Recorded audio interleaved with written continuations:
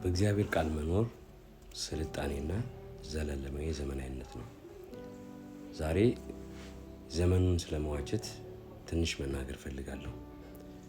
እንግዲህ እንደምናውቀው ከዘመን ዘመናት ስልጣኔ ካለባበስ ጀምሮ የትኛውም ነገር ስታይሎች ይቀየራሉ። ዘመን በተለወጠ ቁጥር ብዙ ነገሮች ይቀየራሉ።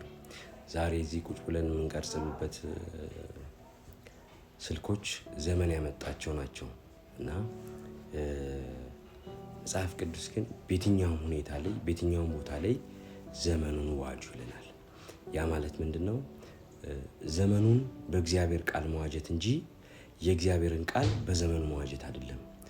አሁን ትንሽ ቅር የሚለኝ በእኛ ህይወትና በቤተክርስቲያኖች ላይ ሳይ ቤተክርስቲያን ዘመኑን ለእግዚአብሔር ከመዋጀት በላይ ቤተክርስቲያን ለዘመናዊነት እየተዋጀች ትገኛለች።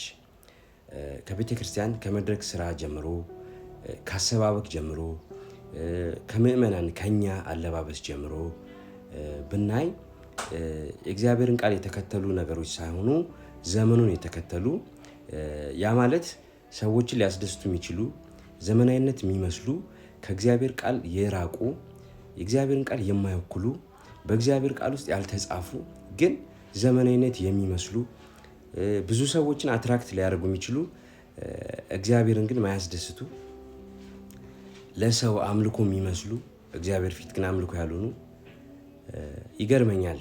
በፊት እኔ በዱርዬነት ዘመኔ ክለብ ውስጥ የማውቃቸውን መብራቶች አሁን ቤተክርስቲያን ውስጥ ሳያቸው በጣም ነው ቅር ያለኝ።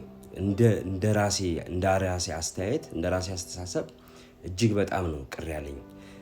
ያው ዘመኑ ነው ይባላል፣ ግን ዘመኑ የእግዚአብሔር ቃል በክለብ የሚመሩ መብራቶችን የሚበሩበት ምክንያት የየራሳቸው ያላቸው የአምልኮ ምክንያት ያላቸው መብራቶችን ቤተክርስቲያን ውስጥ አምጥቶ ለካሜራ ውበት ተብሎ መገጠማቸው ይሄ ትንሹና አንዱ በጣም ትንሹ አንዱ የሚባለው ነው።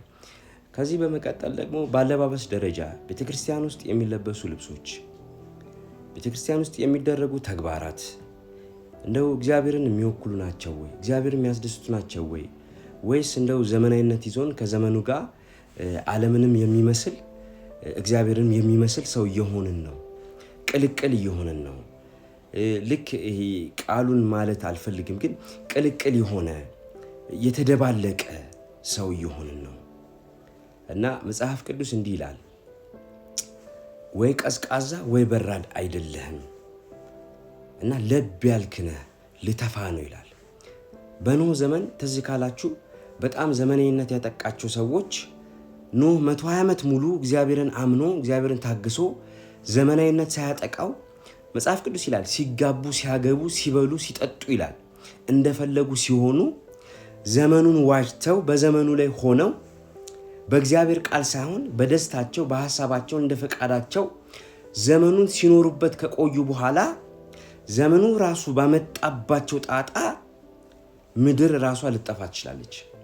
ኖህን ደግሞ ስንመለከተው ዘመናዊነትን ሳይሆን በዘመኑ ውስጥ እግዚአብሔር ቃል የተናገረውን በማድረግ ዘመኑን በእግዚአብሔር ቃል በመዋጀት እኔ በጣም የምደነቅበት ሰው ነው። ኖህ የመጀመሪያው ሰው ብቻውን ከክርስቶስ ቀጥሎ ዓለሙን የኮነነው ኖህ ነው። በነገራችን ላይ አብርሃምም አይደለም ሙሴም አይደለም። ኖህ መጽሐፍ ቅዱስ ብቻውን ዓለምን ኮነነ ይላል። ዘመናዊነት ማለት ይሄ ነው። ዘመናዊነት ማለት ሰዎች በተጓዙበት አቅጣጫ፣ ሰዎች የሚለብሱት አለባበስ፣ ሰዎች የሚያደርጉትን ተግባር ማድረግ ሳይሆን ለክርስቲያን ዘመናዊነት ማለት በእግዚአብሔር ቃል መኖር ትክክለኛ ዘመናዊነትና እውነተኛ ስልጣኔ ነው። ለክርስቲያን ቤተክርስቲያን ስልጣኔ የምትለው መብራት ማብራት ከሆነ ችግር ላይ ነች።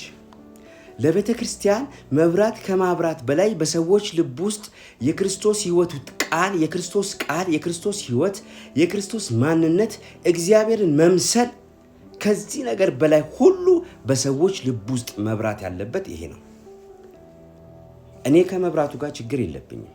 እኔ ግን ከመብራቱ በላይ ከሚገዛው መብራት ከሚወጣ አንዳንድ መብራቶች ከ10 ሚሊዮን ብር በላይ እየወጣባቸው የሚሰሩ ናቸው ቤተክርስቲያን ውስጥ።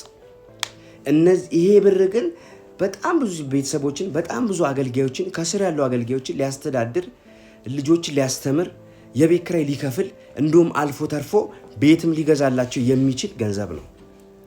ግን ዘመናዊነት ያመጣብን ጣጣ ትክክለኛ ክርስቶስ የሞተለትን ሰው ይሄ ትክክለኛ ማንነት ሰዋዊነትን ትተን ወደ አካል ግዑዝ ወደሆነ ወደ ግንብ ከዛሬ 2000 ዓመት በፊት ክርስቶስ ኢየሱስ በ3 ቀን አፈርሷል ያለውን ቤተ መቅደስ ወይንም ደግሞ አዳራሽ ማሳመር ላይ ትኩረታችን፣ ሰዎችን አትራክት ማድረግ ላይ ቤተ ክርስቲያን ወይንም ቤተ ክርስቲያን ምላት ስሟ የአንድ ቤተ ክርስቲያን ስሟን ማድመቅ ላይ ክርስቶስን ከማድመቅ በላይ የቤተ ክርስቲያኗን ስም ማድመቅ፣ ሰዎችን ብርሃን ከማብራት በላይ ቤተ ክርስቲያኗን በመብራት ማሳመር።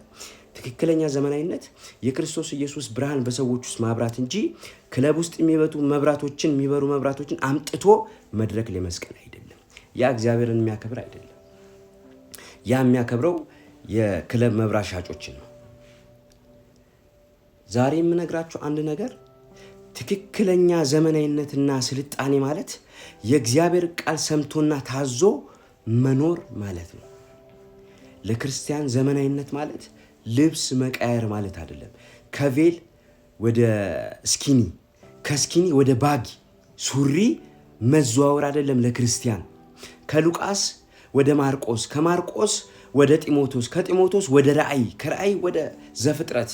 ለክርስቲያን ዘመናዊነት ማለት ዘመኑን ለእግዚአብሔር ቃል እያስገዙ፣ ስጋን ለእግዚአብሔር ቃል እያስገዙ መኖር ትክክለኛ ዘመናዊነት ነው።